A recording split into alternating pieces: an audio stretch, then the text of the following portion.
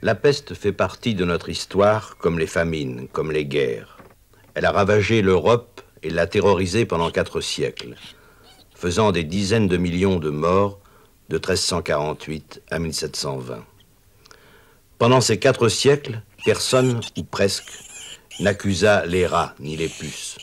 Il y a 80 ans seulement que Yersin identifia le germe de la peste et 76 ans seulement que Simon, à Bombay, découvrit que la peste, maladie du rat et de quelques autres rongeurs, était transmise à l'homme par la puce. Incapables de comprendre pendant ces 4 siècles le mal qui les frappe en foule, qui les foudroie, qui rend les morts dans une ville plus présents que les vivants, les hommes vont imaginer des causes étranges à ce mal contre lequel ils ne trouvent qu'un remède, et qui souvent n'en est pas un, la fuite.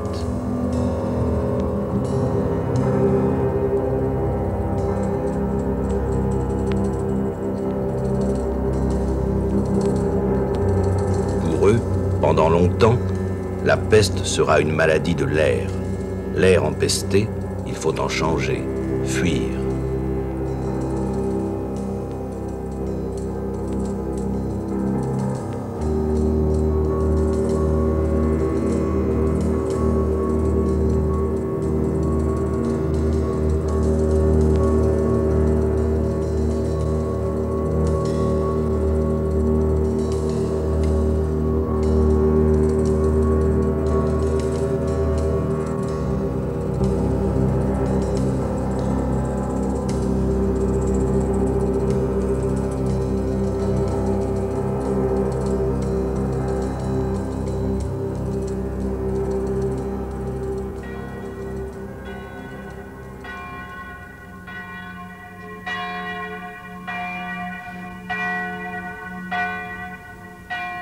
Oui, l'événement est absolument inouï. Il bouleverse une grande partie du monde habité, Afrique, Asie, mais surtout l'Europe.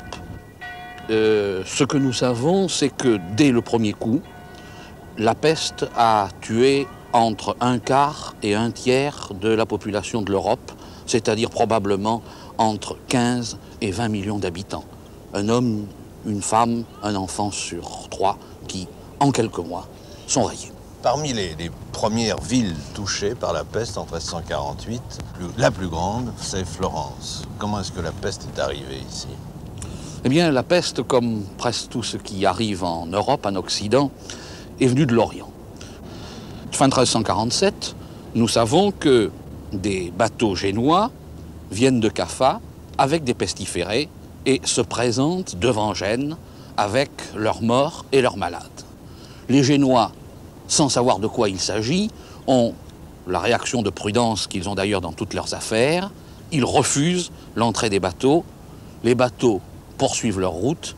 Les Marseillais, moins prudents, les acceptent. Et de Marseille, la peste va monter, se répandre, envahir tout l'Occident de la chrétienté. Ici encore, il y a des imprudents comme les Marseillais. Ce sont les gens de Pise qui accueillent des bateaux venus de Messine. Et Pise, c'est en quelque sorte l'avant-port, c'est tout près de Florence, et de Pise, voilà la peste à Florence.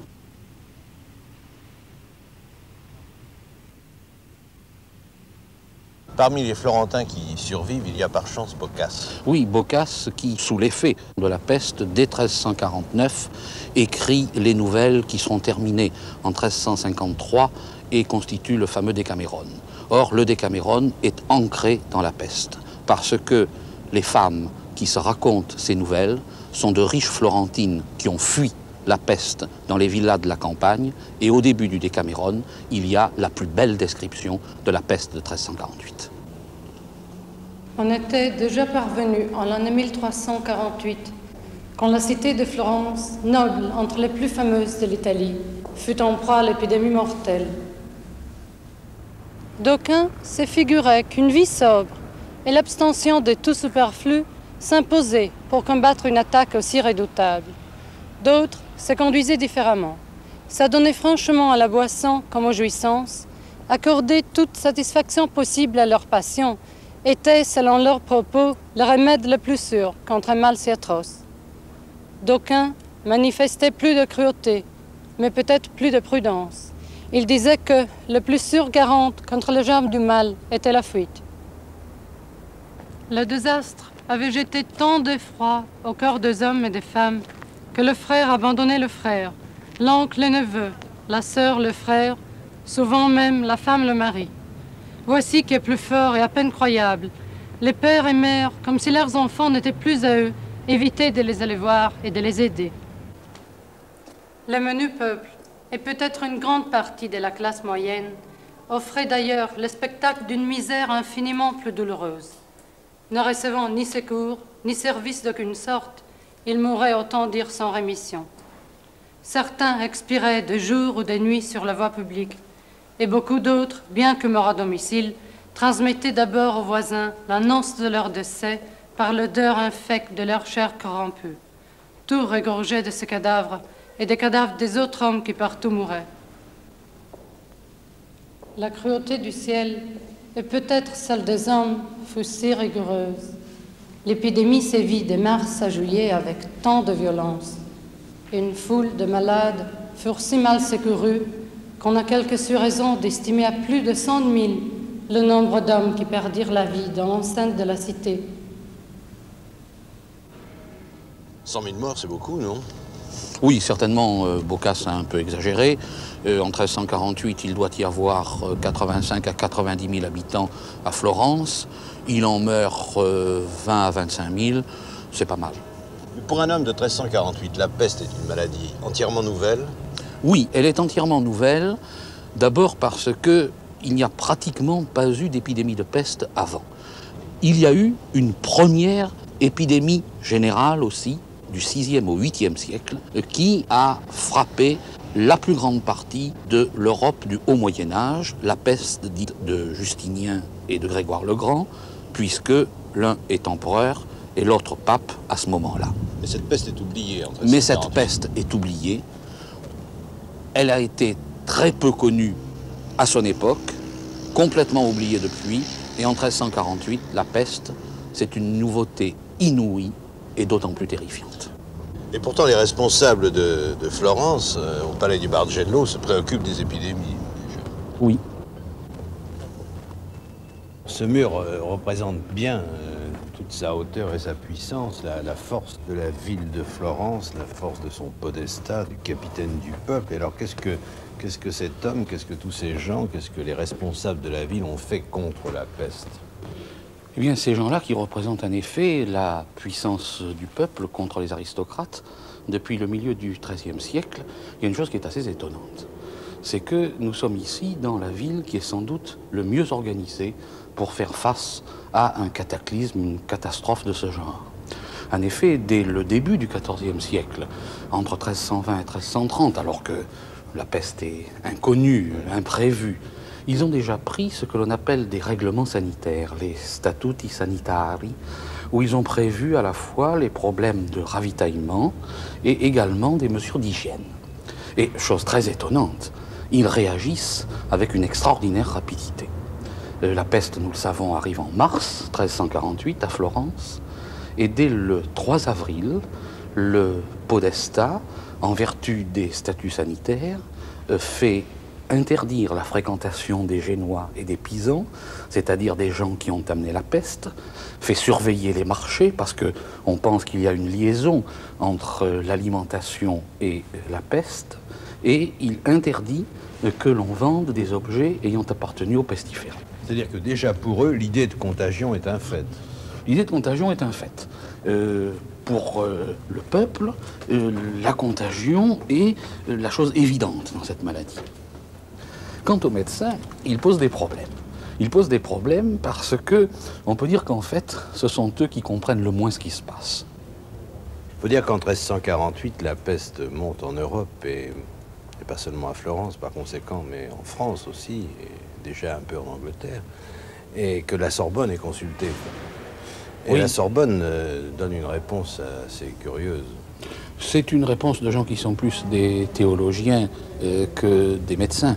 Ils ont lu dans l'Évangile qu'un cataclysme est précédé par des tremblements de terre, que la terre s'entrouvre, qu'elle laisse échapper un air maléfique et aussi des animaux maléfiques, en particulier des serpents et des grenouilles. L'idée que c'est l'air qui est empesté porte un nom savant, l'aérisme. Cette doctrine n'est pas sans conséquence. Elle empêche de croire à la contagion. Or, la contagion est une évidence pour tout le monde, sauf pour les médecins, à quelques exceptions près. Guy de Chauliac, par exemple, la reconnaît.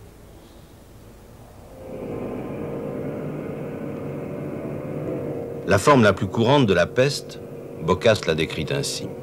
Chez nous, au début de l'épidémie, certaines enflures se produisaient à l'aine ou sous l'aisselle. Les unes devenaient grosses comme des pommes ordinaires, d'autres comme un œuf, d'autres un peu plus ou un peu moins. On les appelait vulgairement bubons. Et ces bubons ne tardèrent pas, pour semer la mort, à grossir indifféremment sur n'importe quelle partie du corps.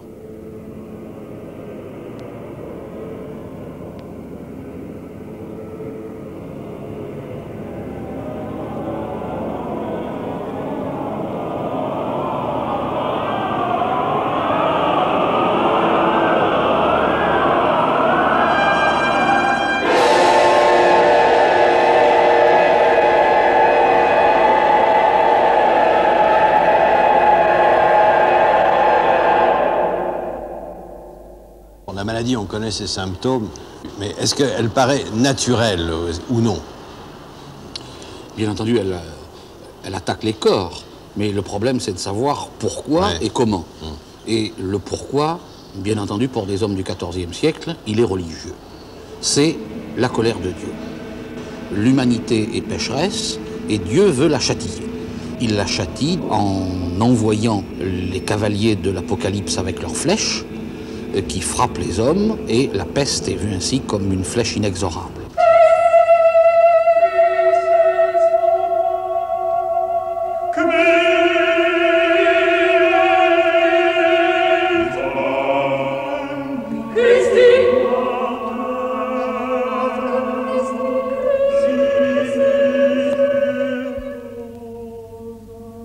On invoque la Vierge parce que la Vierge, c'est l'intercesseur habituel. Elle prend son grand manteau et les flèches viennent se ficher. Et l'humanité est ainsi protégée à l'intérieur du manteau.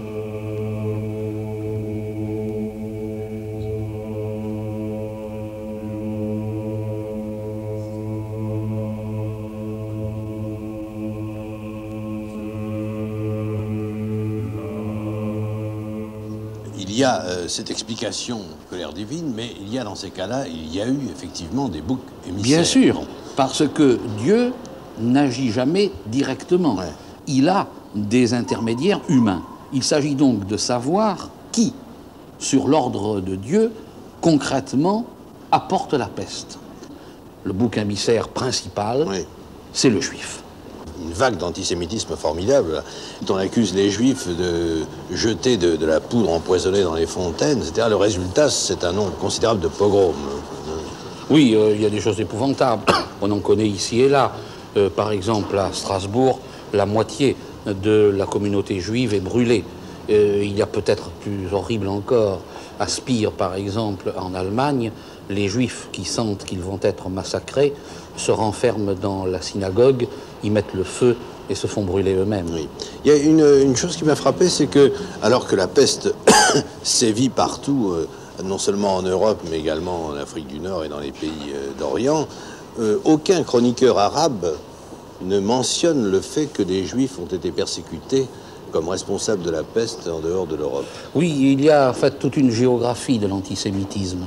Le monde arabe, à ce moment-là, le monde musulman, n'est pas antisémite. Et à l'intérieur même du monde chrétien, il y a des nuances. Le pape, par exemple, fait paraître un texte disant qu'il est peu vraisemblable que les Juifs soient responsables de la peste, puisque eux-mêmes en sont frappés et meurent.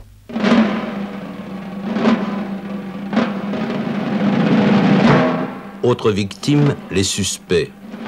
Ceux qui, en pleine épidémie, ne sont pas malades, dans un quartier où tout le monde est frappé. En fait, c'est leur métier qui les sauve.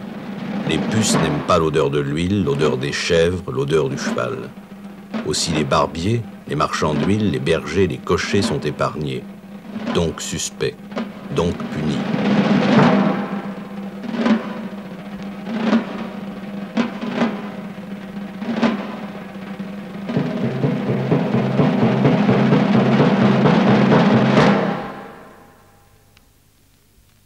À l'opposé, dirons-nous, de ça, enfin à l'opposé de ces pogroms, il y a une ferveur pieuse, une ferveur Bien chrétienne sûr, parce qu'il y a exacerbée. aussi ceux qui ne vont pas chercher des boucs émissaires en dehors des chrétiens eux-mêmes et qui pensent que les grands responsables, ce sont les chrétiens par leurs péchés et qu'il faut donc que des pénitences aient lieu parmi les chrétiens.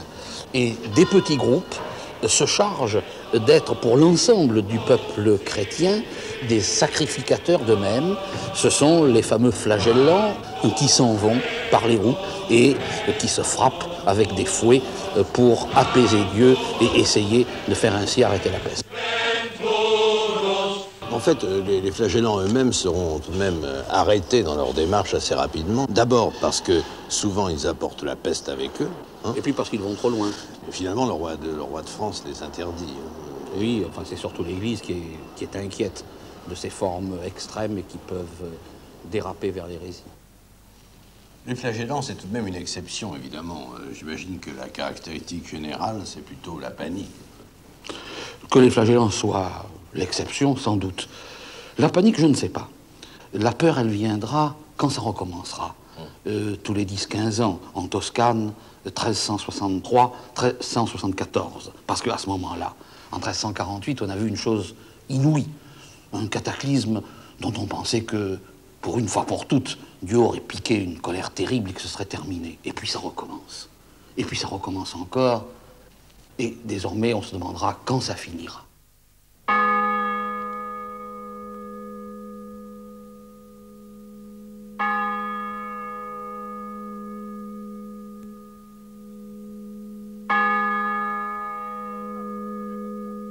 D'ailleurs, les municipalités, même si elles essaient de faire quelque chose, souvent minimisent l'événement ou même cherchent à le passer sous silence.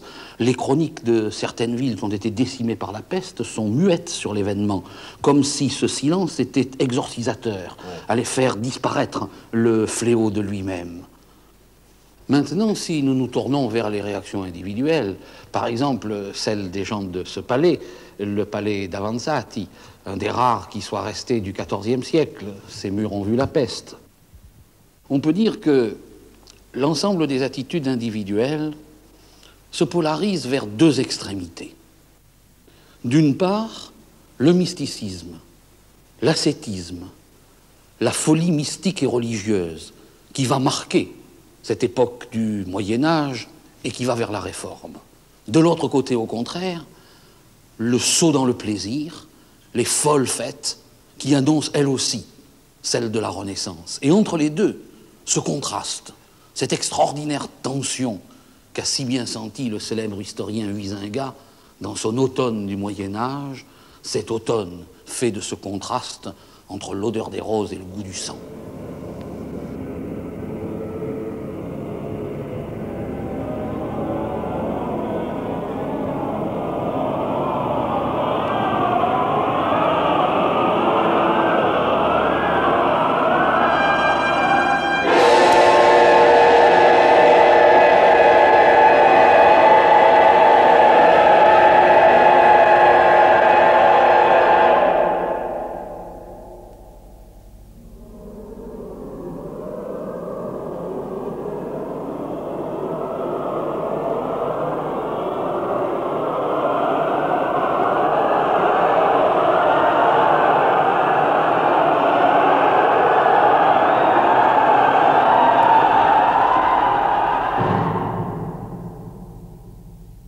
Ce que les gens voient, c'est tout simplement ce qu'ils ont sous les yeux et qui ne leur laisse pas le temps de réfléchir. Ce qu'ils voient, ce sont les gens qui meurent coup sur coup, les cadavres qui s'amoncellent, les maisons qui deviennent pleines de ces cadavres, que parfois on ne songe même pas à aller chercher, car il n'y a plus personne de vivant dans la maison. Il faut que l'odeur décèle la présence de ces cadavres. Et puis on meurt dans les cours, on meurt dans les rues. Et après, il y a aussi l'évacuation de ces cadavres. Au début, on fait ce que l'on peut avec les croque-morts, mais bientôt, on est obligé de mettre plusieurs cadavres dans un cercueil. Et puis, on manque de cercueil. On emporte les cadavres dans des linges. On les porte dans les cimetières. Les cimetières sont trop petits. Ils s'emplissent à leur tour. On creuse des fosses communes. Et tout Florence et les environs, et bientôt dans presque toute l'Europe, cette immense charnière. Il n'en reste pas moins qu'il y a, pendant ces 3 siècles, une constante têtue qui veut qu'on nie, comme on a nié, comme on a interdit la peur, on nie la thèse de la contagion. On ne veut pas que la peste soit une maladie contagieuse. Oui, ceci au niveau scientifique. Il reste que non seulement il y a ces réactions immédiates des gens dont nous avons parlé, mais que bientôt il va y avoir des mesures des municipalités, des pouvoirs publics qui reprendront ce qui avait déjà été fait au 7e siècle, qui est d'essayer de barrer la route à la maladie, avec par exemple la fermeture des portes des villes aux paysans, aux vagabonds, à tous les itinérants. Et si la peste fait fuir hors de la ville ceux qui le peuvent, il y aura aussi comme un grand renfermement à l'intérieur de ces villes qui deviennent ces charniers immobiles.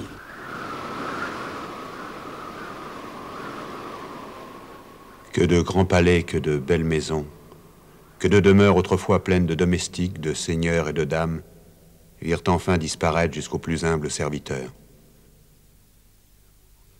Que d'illustres familles, que d'imposants domaines, que de fortunes réputées restèrent privées d'héritiers légitimes.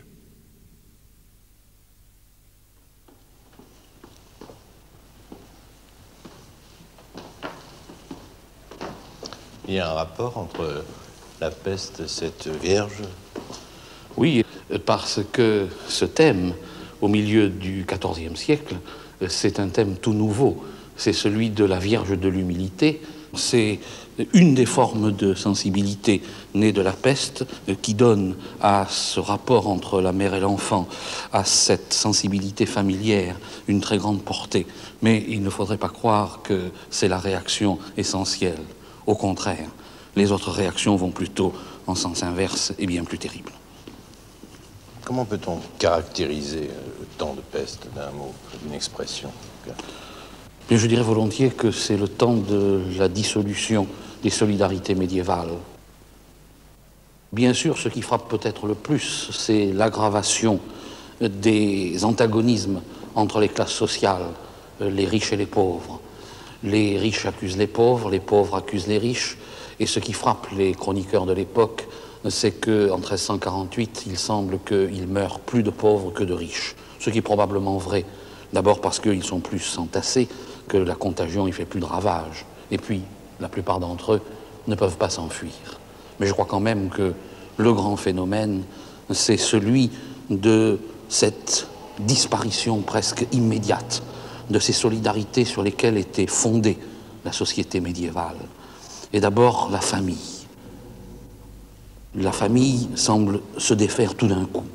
Tout le monde le note, à commencer par Boccace. Au moment de la mort. Au moment de la mort, au moment de la maladie. Et puis il y a aussi l'impuissance de l'Église, et mieux que l'impuissance de l'Église, le fiasco, on peut dire, de l'Église. Certes, il y a des prêtres qui font leur devoir, mais la plupart, ou bien sont fauchés par la mort, les congrégations, les couvents aussi, sont des lieux où la contagion se déchaîne. Mais les autres, bientôt, ne vont plus donner l'extrême-onction, n'accompagnent plus les cadavres, les rites des cérémonies funéraires ne se font plus. En 1348, tout disparaît. Et ainsi, la famille se défaisant, l'Église disparaissant presque, l'individu reste seul, et seul face à la mort. Nous voyons avec la Grande Peste un moment extraordinaire comme tournant des attitudes de l'homme face à la mort. Jusqu'à la peste, l'homme avait surtout peur de l'enfer et à un moindre degré, depuis la fin du XIIe siècle, du purgatoire. Désormais, il y a régression de la peur au moment même de la mort. C'est le moment où ce à quoi on va se préparer dans l'angoisse, c'est ce moment terrible du passage, dont on sait qu'il peut se faire d'une façon absolument apocalyptique lors d'une épidémie qui, sans rémission, vous emporte tout seul, isolé, vers la putréfaction. Et désormais, l'homme va être non seulement en face de la mort, mais en face de son cadavre, et même en face de son squelette. Le temps des danses macabres, le XVe siècle, va arriver.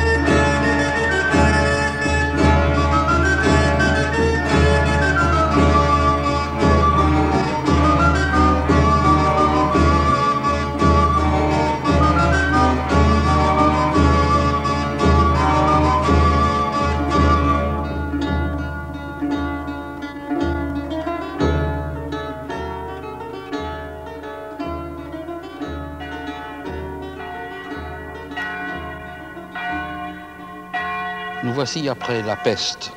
Et bien entendu, les phénomènes le plus spectaculaires, le plus immédiatement catastrophique, c'est les trous dans la population. 15 à 20 millions d'habitants, et probablement surtout parmi les pauvres. D'où le premier grand problème social et économique, qui est le problème de la main-d'œuvre. Et dès 1349, les salaires montent. Mais la réaction des pouvoirs des classes dirigeantes est brutale. Les municipalités urbaines, ici en Italie, et surtout là où il y a un pouvoir central déjà plus fort, en France par exemple, en Angleterre, les rois bloquent les prix. En 1350, le roi de France, Jean le Bon, fait prononcer un blocage général des salaires. C'est la première fois dans l'histoire. C'est la première fois dans l'histoire. Et on peut donc dire en définitive que le résultat un petit peu paradoxal de la peste qui a ébranlé les fondements politiques, c'est que la réaction des pouvoirs va favoriser, va accélérer la mise en place de nouvelles structures politiques, le prince, la monarchie, la marche vers l'absolutisme s'en trouve accélérée. Ça n'empêche pas que les tensions sociales, non seulement demeurent très vives, mais se renforcent dans la seconde moitié du XIVe siècle, qui est la grande période des révoltes populaires. À la campagne, on ne sait pas très bien, mais il est fort possible que, par exemple, la fameuse jacquerie qui éclate en France en 1356 vienne en partie de la peste et de ses ébranlements. Mais surtout, c'est le grand moment des révoltes, des émeutes urbaines, dont la principale a lieu ici, à Florence. C'est la révolte des manœuvres, les Ciompi, en 1378, et ça dure 3 ans, et ça ébranle les fondements de l'oligarchie bourgeoise. Mais je repense à cette phrase de Boccace sur les grandes familles décimées. parce que tout le monde est mort, il n'y a plus d'héritiers, hein, donc de nouvelles familles se dessinent. Bien sûr, au niveau des classes dirigeantes, le grand phénomène social, c'est le renouvellement. Dans l'Église, d'abord, ici par exemple, eh bien ici, la peste en 1348 a tué environ la moitié des dominicains, 150 probablement. Renouvellement donc du personnel dirigeant de l'Église, renouvellement des grandes familles. On peut même se demander, par exemple, les Médicis, ici à Florence. La famille existe en 1348, elle est notable, mais elle est loin d'être une des plus importantes. Or, dans 50-60 ans, elle va être maître de la ville.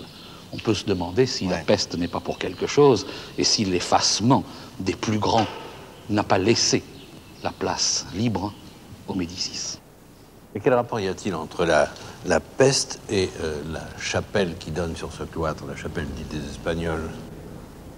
Cette chapelle, c'est la salle capitulaire du couvent qui donne sur le cloître d'où nous venons, et elle a été construite après 1348 et surtout peinte avec cet extraordinaire cycle de fresques grâce à l'argent d'un des plus riches marchands de Florence, dont la femme est morte de la peste en 1348 et qui, sous le choc de l'événement, fait pénitence à sa façon, c'est-à-dire en donnant la plus grande partie de son argent. La chapelle est peinte une dizaine d'années après sa mort, entre 1365 et 1370, et elle correspond au goût du moment et à la politique de l'Église face à la peste.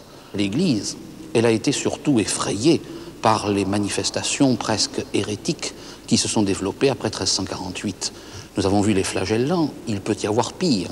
À l'intérieur même de l'ordre, par exemple, et ici même en Toscane, il y a la célèbre Sainte Catherine de Sienne, tertiaire de l'ordre dominicain, qui prétend avoir des visions et qu'on peut, à travers des contacts personnels avec Dieu, faire son salut et qui passionne les foules. Et pour mettre le haut là, les dominicains, ici même, dans cette salle, en 1374, convoquent Catherine de Sienne, la font examiner et sans doute lui ont montré quelle était la bonne voie grâce à ses fresques. C'est-à-dire? D'abord, en obéissant aux autorités religieuses et civiles, ecclésiastiques et laïques, avec tous ces personnages qui sont de face, comme Avangiotto, le pape, le plus haut bien sûr, puis l'empereur, les hauts fonctionnaires, les ordres mendiants, et toute la société, depuis les riches jusqu'aux pauvres et aux mendiants. Et à cette société, ce qu'on lui propose d'abord, c'est de ne pas faire comme ces hérétiques, juifs, musulmans ou autres, comme ceux symbolisés par ces loups que les chiens, les dominicains, chiens du Seigneur, sont en train de mettre à la raison. Ce qu'il faut faire, l'acte essentiel, c'est la pénitence, la confession, où il faut passer par l'intermédiaire de l'Église et si possible d'un dominicain, qui amène le pénitent vers Saint-Pierre, qui ouvre la porte du paradis à l'homme qui a su résister à la tentation de manifestations hérétiques ou para-hérétiques. Le salut, en définitive, c'est le Christ. Le Christ avec la bannière de la résurrection. Le Christ qui a terrassé le mal symbolisé par ce diable noir qui peut-être rappelait aux contemporains les sermons du prieur de Santa Maria Novella, le plus grand prédicateur de son temps, qui avait dit aux Florentins qu'ils avaient bien vu et senti que le corps de l'homme sent plus mauvais que celui des chiens et des boucs. Mais le mal, si c'est la peste, il n'est pas encore terrassé.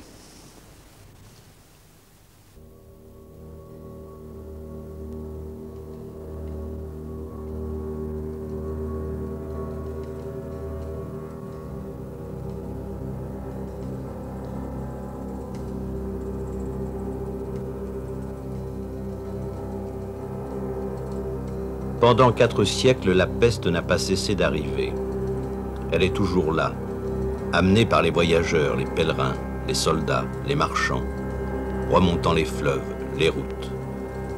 Et si elle se calme, Il y a presque toujours un bateau qui amène d'Orient une peste toute neuve. Nosferatu raconte le schéma.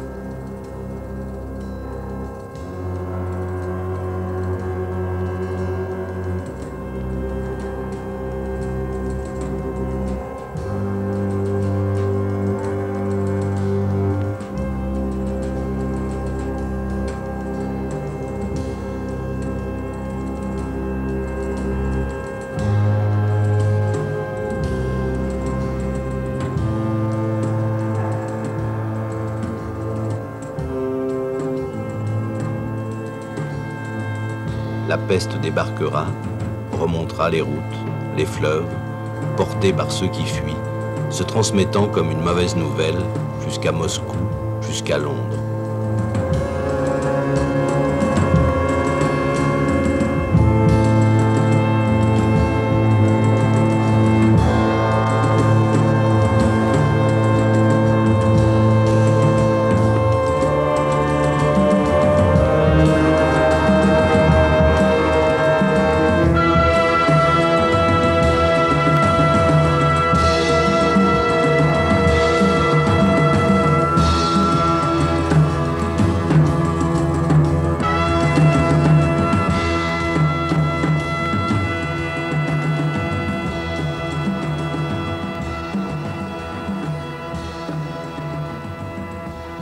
En fait, on peut se mettre n'importe où pour parler de la peste. On peut être sûr qu'elle est passée là où on est, à Gordes comme ailleurs, à Gordes où nous sommes allés avec le docteur Birabin. Ce qu'il faut imaginer, c'est que pendant 3 siècles, les gens non seulement sont morts de la peste, mais ont vécu avec la peste. Et ont tellement vécu avec la peste que finalement, ça leur était quelque chose qui leur paraissait assez indifférent. Enfin, je voudrais donner l'exemple de Richelieu et de ses troupes.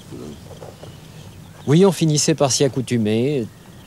Tout individu connaissait au moins 2 ou 3 pestes dans son existence. Et vous me parliez de Richelieu. Lors du siège de La Rochelle, alors que La Rochelle était infectée et que les troupes de Richelieu qui assiégeaient étaient aussi infectées, il n'hésite pas, lorsqu'il apprend que la forteresse de Casals en Piémont est assiégée par les Espagnols, à envoyer un détachement de 2000 hommes qui va traverser toute la France et semer la peste à chaque endroit. Ça faisait partie de la mentalité. Oui. On croyait que la peste faisait partie de l'existence et que tout le monde devait la braver à un moment ou à un autre. Mais ce qui est formidable, c'est que les gens qui observent ont fait quand même un certain nombre de remarques depuis 1348. Ils ont remarqué, entre autres, que certains métiers étaient plus menacés que d'autres et certains métiers plus privilégiés que d'autres. C'est une observation courante. On observe que certaines professions sont beaucoup plus gravement touchées, en particulier les boulangers, les équarrisseurs, les bouchers, sont ceux qui paient un lourd tribut à la maladie. À l'époque, on ne savait pas pourquoi. Aujourd'hui, on pense simplement que leur dépôt de pain, leur dépôt de viande attiraient beaucoup les rats et que c'était pour eux une occasion supplémentaire d'être contaminés. Et inversement, il y a des professions dont le bruit faisait fuir les rats et qui étaient épargnés. Par exemple, les chaudronniers, par exemple, les forgerons, ou encore les tonneliers, dont les habitations étaient à peu près désertées par les rats. En 3 siècles, les gens ont eu le temps de mettre au point un certain nombre de défenses à la fois individuelles et collectives. Individuelles d'abord, disons, les talismans. Les talismans étaient la première chose sur laquelle on se précipitait. Les puissants emportaient comme de l'ambre, de l'or, des pierres précieuses, le rubis, le diamant. C'est l'origine d'ailleurs de la bague de fiançailles qui protégeait de la peste. Bon, puis il y a les remèdes relativement traditionnels, à savoir les processions, par exemple. Les processions ont été inventées à l'occasion de la peste.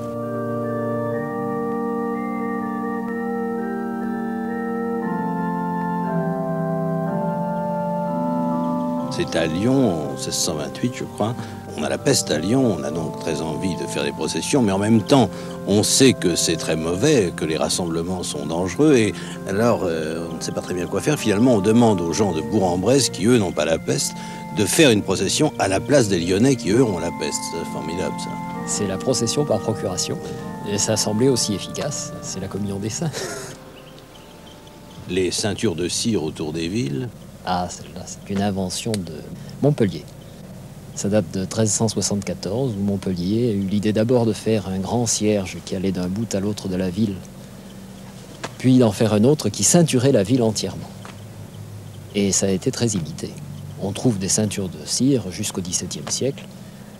Ce sont des cierges immenses et qui brûlent pendant 2 ans quelquefois. Alors, bon, ça, ce sont les remèdes, disons, de type religieux. Puis, il y a des remèdes de type militaire et sanitaire en même temps. Enfin, des précautions prises, quelquefois très, très sérieuses et très cruelles même. C'est plus tard. C'est à partir du moment où un certain nombre de médecins et surtout d'autorités commencent à croire à la contagion. Oui. Et ce mouvement contagionniste, qui commence avec Fracastor au début du XVIe siècle, prend de plus en plus d'ampleur. C'est ce qui oblige à empêcher la fuite. La fuite, c'était l'air amenant la contagion. Les gens s'enfuyaient parce qu'ils pensaient que la contagion tenait à l'air du pays qui était malsain. À partir du moment où on a cru que c'était les gens qui eux-mêmes transportaient la peste, alors on a fait des cordons sanitaires qui ont empêché les gens de fuir. Et petit à petit, on a contenu la peste dans ses limites du cordon sanitaire.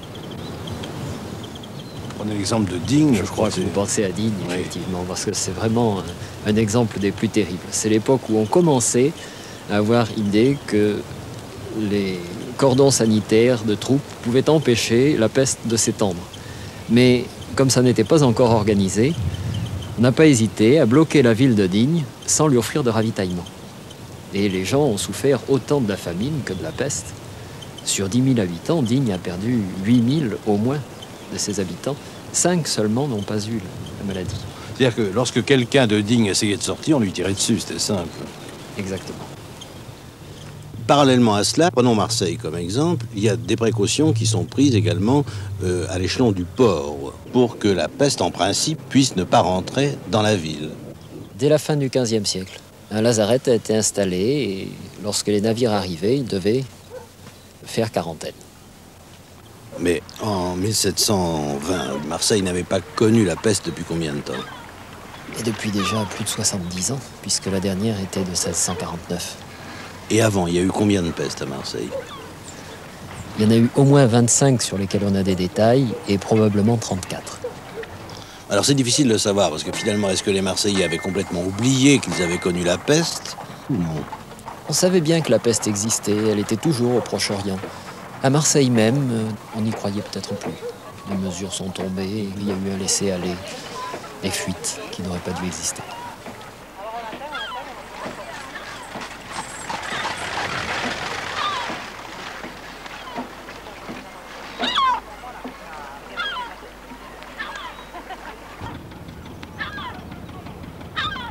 Racontez-moi comment la peste est arrivée à Marseille en 1720.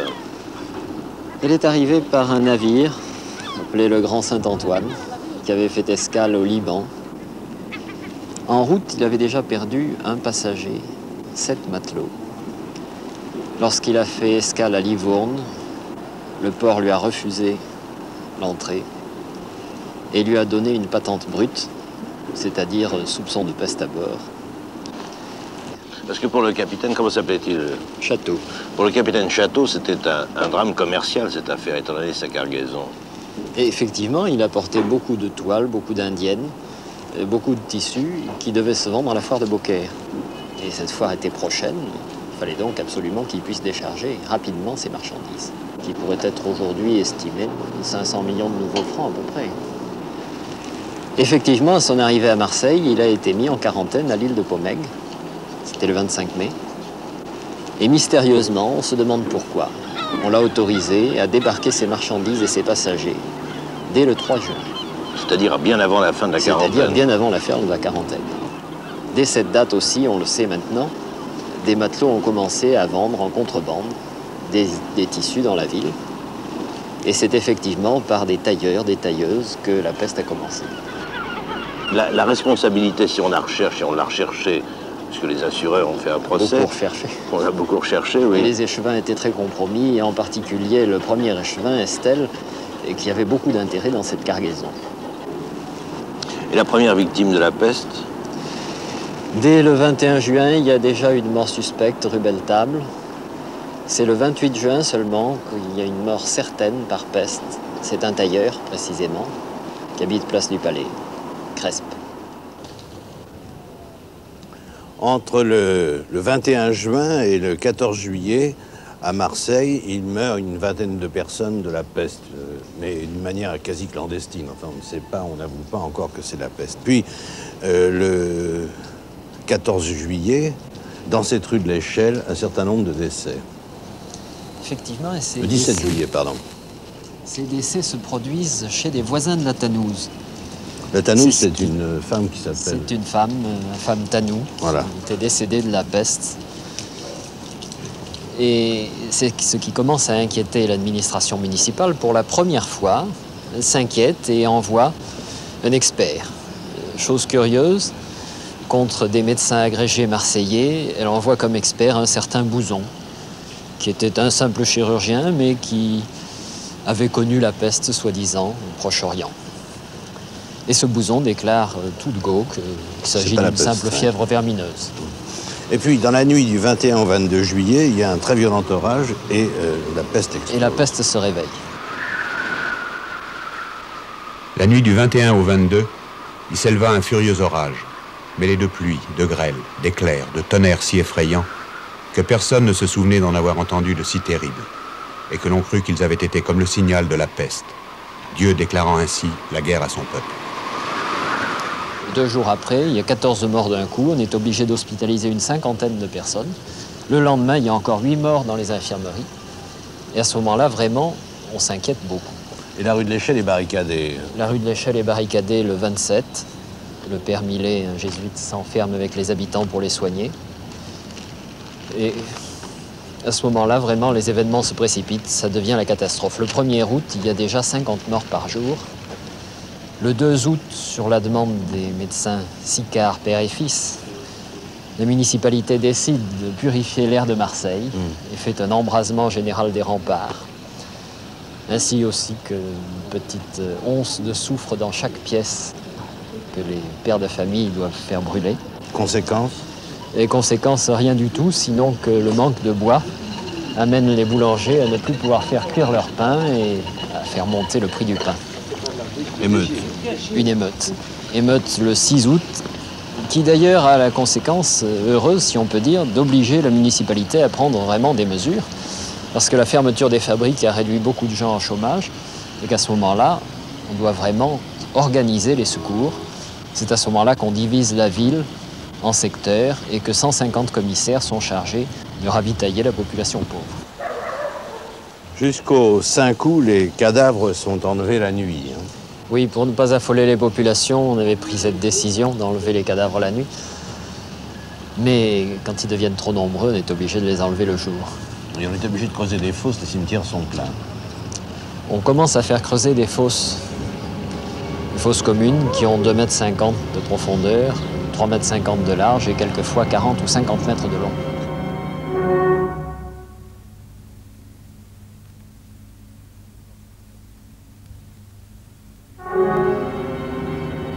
Toutes les portes de la ville ont peine à suffire à la foule de ceux qui sortent. Presque tous les intendants de la santé, les conseillers de la ville, les commissaires de police, les artisans de tout métier et ceux qui sont les plus nécessaires à la vie, les boulangers, les vendeurs de vivres et denrées, jusqu'à ceux qui doivent garder les autres et les empêcher de quitter, c'est-à-dire les capitaines et officiers de ville. Tout déserte, tout abandonne, tout fuit. Il meurt alors 300 personnes par jour.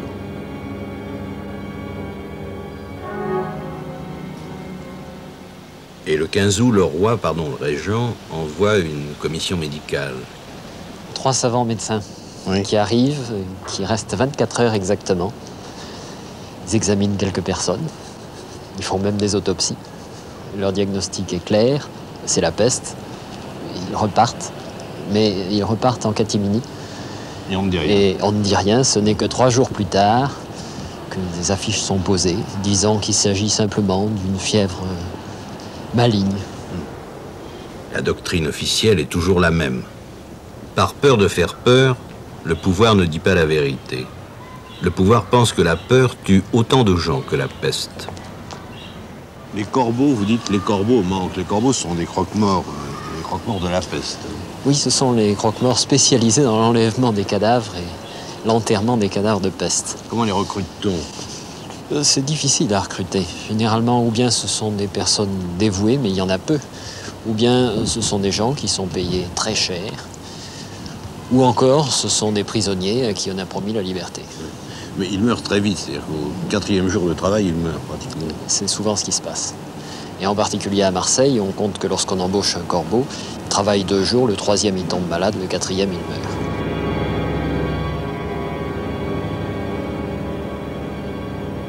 Du 20 au 25 août, les malades se multiplièrent furieusement. Les échevins sans secours et ne pouvant plus suffire à faire enlever les cadavres, on proposa 2 expédients pour pouvoir en venir à bout. L'un était de creuser des fosses profondes dans toutes les places publiques et les rues, afin d'ensevelir les morts sur le lieu. Mais on fit en même temps réflexion qu'on allait corrompre les eaux de la ville. L'autre était de jeter tous les morts dans un vaisseau et de l'aller ensuite couler bas en pleine mer. Mais on considéra que la maladie augmentant tous les jours, il aurait fallu un bâtiment toutes les semaines, et que d'ailleurs de longtemps on n'aurait plus voulu manger de poisson. De sorte que ces 2 projets furent abandonnés. Il meurt alors 500 personnes par jour.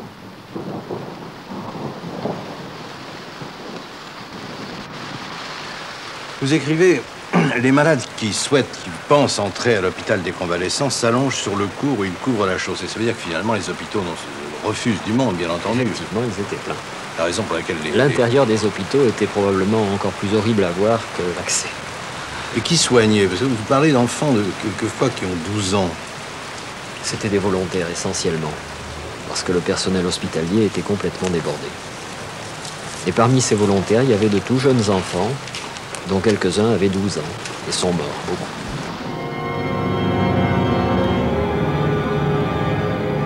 Outre les crimes énormes qui se commettent publiquement dans la ville, où il n'y a plus de pudeur, les hôpitaux mêmes sont devenus les tabernacles des pécheurs. La mort est presque toujours la solde de la fornication, de l'adultère et du viol. Il y a tout de même un certain nombre d'endroits préservés dans Marseille. Et il y en a peu. Il y en a peu, oui. Puisque 83% des maisons ont été infectées. Il y a cependant l'abbaye Saint-Victor, où les chanoines se sont retirés. Toute qui est resté soigneusement fermé et clos. Et qui se sont livrés à d'ardentes prières pour la cessation du fléau, qui ont donné généreusement d'ailleurs, mais pas de leur personne. Il y a eu les courageux aussi. Aux chanoines de Saint-Victor s'oppose le père Millet, on l'a dit, qui s'est laissé barricader dans la rue de l'Échelle pour ne pas laisser les mourants sans sacrement. Il y a eu l'évêque Belzins. Il a écrit ce qu'il a fait. J'ai vu et senti pendant 8 jours 200 morts pourrissant autour de ma maison et sous ma fenêtre. J'ai été obligé de marcher dans les rues, toutes sans exception bordées des 2 côtés de cadavres à demi pourris et rongés par les chiens, et le milieu plein de hardes de pestiférés et d'ordures à ne savoir où mettre le pied. Il me fallait traverser ces cadavres infectés pour confesser et consoler les moribonds, jetés hors de leur maison et placés parmi les morts sur des matelas. Il meurt alors 1000 personnes par jour à Marseille. La ville ne peut plus supporter ces cadavres. Elle s'acharne à les faire disparaître, mais il y en a toujours de nouveaux. À certains endroits, il y en a tellement et depuis si longtemps qu'il faut un courage fou pour les enlever. Ainsi, place de la Tourette, il faut le courage fou du chevalier Rose. Pour dégager la place de la Tourette que 1200 cadavres rendent inaccessible, on donne au chevalier Rose 50 forçats et une compagnie de soldats des galères pour les conduire. Mais peut-être aurait-il reculé sans entrer en lice si le chevalier Rose, descendu de cheval, n'eût pris lui-même par une jambe le premier cadavre qui se présenta pour leur tracer la route qu'ils devaient suivre. À l'instant, ils se livrèrent au danger avec une ardeur incroyable. Tantôt, ils saisissent un tronc pourri, dont les bras et les jambes se sont détachés et leur sont restés dans les mains. Tantôt, il marche sur des corps morts, dans lesquels le pied s'enfonce comme dans la boue. Tout le monde enfin travaille avec tant de courage que ce jour-là même, la place se trouve entièrement nette. Le 16 septembre, Marseille est une ville morte.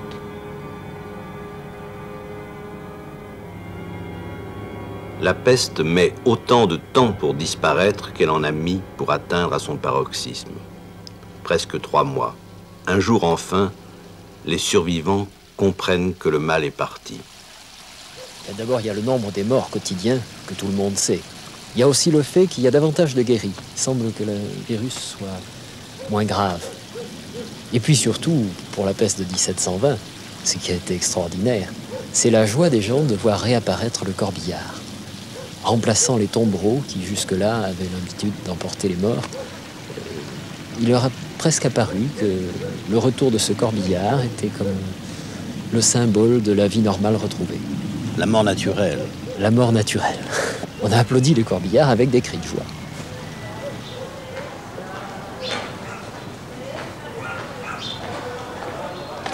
Après avoir perdu la moitié de ses habitants, 50 000 morts, Marseille, en 10 ans, par l'immigration, retrouvera sa population d'avant la catastrophe. Mais dès la fin de l'épidémie, on veut l'oublier. En 1722, Marseille avait recouvré presque tout son lustre, dont l'éclat faisait l'admiration de nos voisins. L'Académie de musique et la comédie étaient rétablies. Les bals et les mariages pompeux fournissaient de si fréquentes fêtes que les plaisirs avaient fait oublier les horreurs de 1720.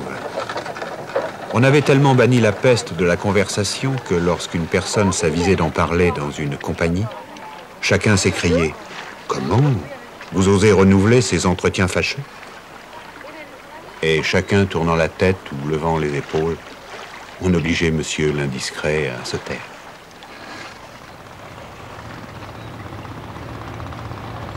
À Marseille, aujourd'hui encore comme dans tous les ports, on se méfie de la peste.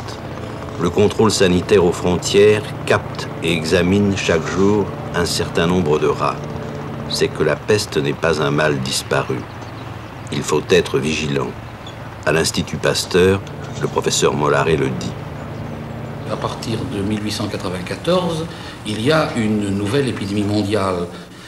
En 1348, on sait qu'est-ce qui a apporté les rats et les puces, ce sont les vaisseaux génois. Et en 1894, qu'est-ce qui s'est passé? Il s'est passé une révolution sans précédent dans l'histoire de la peste. Les vaisseaux génois, les lourdes nefs huissières à voile, étaient remplacés par la navigation à vapeur. Et alors que la marine à voile ne pouvait faire que du cabotage, transporter de port à port la peste, la marine à vapeur a fait ce qu'il ne pouvait pas être fait auparavant. Elle a transporté de continent à continent des rats infectés, des puces infectées. Cette épidémie, elle dure toujours? Oui, cette épidémie partie de Hong Kong en 1994, c'est ce qu'on appelle la 3e pandémie, et c'est celle dans laquelle nous sommes encore à présent. À partir de 1998, la peste a débarqué dans tous les ports d'Europe. Les derniers cas de peste à Paris, qui doit être considéré comme un port, les derniers cas ne sont pas si vieux, puisque c'est la fameuse peste des chiffonniers à Saint-Ouen, au nord de Paris, qui remonte à 1920. Et alors aujourd'hui, elle va de la Chine à la côte ouest des États-Unis.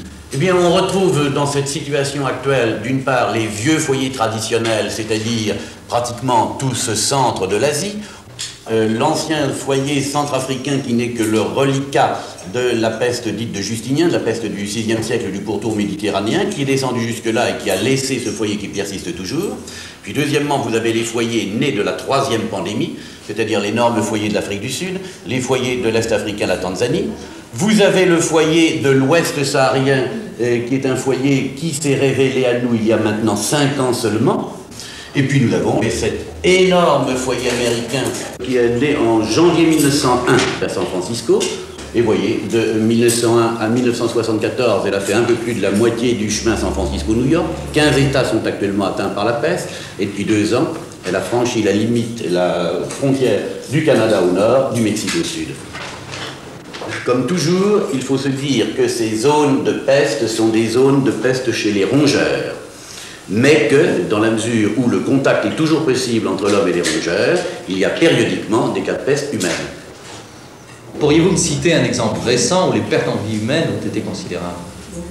L'épidémie de peste qui est survenue en Mandchourie dans l'hiver 1910-1911, qui a fait plusieurs dizaines de milliers de victimes de peste pulmonaire en l'espace de quelques semaines.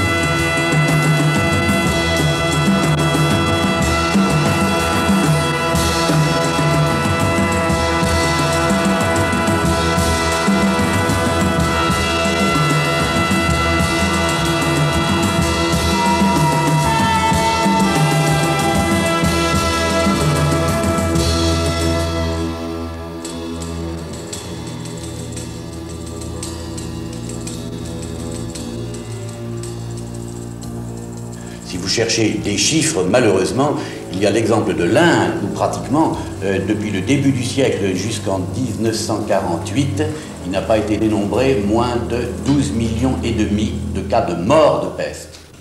Maintenant, où l'on meurt malheureusement encore très bien de peste, c'est dans le sud-est asiatique, puisque vous voyez que le Sud-Vietnam, le Cambodge sont actuellement là où on enregistre plusieurs milliers de cas de peste humaine chaque année. Quels sont les moyens de lutte actuels? Après les grands espoirs nés de la vaccination, nous possédons maintenant vraiment avec d'une part les sulfamides, d'autre part les antibiotiques, une arme très très remarquable. Et parmi les antibiotiques, nous avons la streptomycine qui est l'arme numéro 1, qui est valable dans toutes les formes de peste, mais à condition d'être administrée très précocement. Peut-on dire aujourd'hui que l'on a tort de ne pas avoir à l'esprit la peste?